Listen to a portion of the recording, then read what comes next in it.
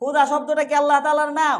না, কুরআন হাদিসের কোনো জায়গার মধ্যে খুদা শব্দ নাই। আর এই শব্দটা বললে কোনো সওয়াবও হবে না। কেউ যদি আল্লাহরে খুদা ডাকে তার একটা নেকও হবে না। ইংরেজিতে বলে যদি গড, তাহলে তার একটা সওয়াবও হবে না। অর্থাৎ আল্লাহ তাআলাকে আল্লাহই বলতে হবে। আল্লাহ তাআলাকে আল্লাহ শব্দের দ্বিতীয় কোনো শব্দ নাই। এই শব্দটাই কি শ্রেষ্ঠ। আল্লাহু আকবার, আল্লাহ তাআলা কি বড়, সব থেকে বড় কে? আল্লাহ। অর্থাৎ কেউ যদি আল্লাহরে খুদা ডাকে, খুদা অর্থ হলো কি স্বয়ং সম্পন্ন, কিন্তু অর্থের দিক দিয়ে আল্লাহ তাআলা স্বয়ং সম্পন্ন। কি বলেন, স্বয়ং সম্পন্ন না? আল্লাহ তাআলার একটা গুণ, কিন্তু খুদা ডাকলে কি সওয়াব হবে? না।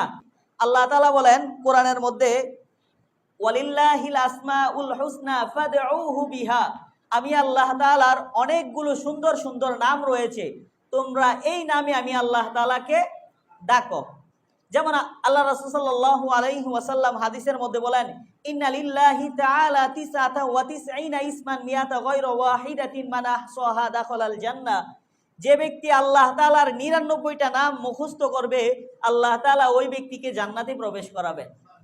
তো আল্লাহ তাআলার এই ৯৯ নামের মধ্যে আপনার এই খুদা শব্দটা নাই।